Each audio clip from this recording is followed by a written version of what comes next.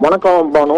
திருப்பூரில் உள்ள பின்னலாடை நிறுவனத்தில் பணியாற்றி வந்த பீகார் மாநிலத்தைச் சேர்ந்த தொழிலாளி கொலை செய்யப்பட்ட நிலையில் குற்றவாளிகளை உடனடியாக கைது செய்ய கோரி சக வடமாநில தொழிலாளர்கள் பின்னலாடை நிறுவனத்தின் முன்பாக போராட்டத்தில் ஈடுபட்ட சம்பவம் அப்பகுதியில் பெரும் பரபரப்பை ஏற்படுத்தியுள்ளது. திருப்பூர் அருகே கனியாமூர்ணி ஊராட்சிக்குட்பட்ட வஞ்சிபாளையம் பகுதியில் பின்னலாடை ஏற்றுமதி நிறுவனம் செயல்பட்டு வருகிறது.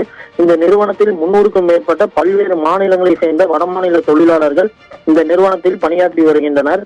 இதனிடையே நேற்று இரவு வேலை முடிந்து இந்த நிறுவனத்திலிருந்து தனது அறைக்கு பீகார் மாநிலத்தைச் சேர்ந்த ஆகாஷ் என்பவர் சென்று கொண்டிருந்த போது இருசக்கர வாகனத்தில் பின்தொடர்ந்து வந்த 3 நபர்கள் ஆகாஷின் கையில் இருந்த செல்போனை பறித்து செல்ல முயன்ற போது ஆகாஷ் கையில் இருந்த செல்போனை விடாமல் கூச்சலிட்டதாகவும், இதையடுத்து மர்ம நபர்கள் கையில் வைத்திருந்த கத்தியை கொண்டு ஆகாஷை குத்தியதில் அவர் சம்பவ இடத்திலேயே உயிரிழந்ததாக கூறப்படுகிறது.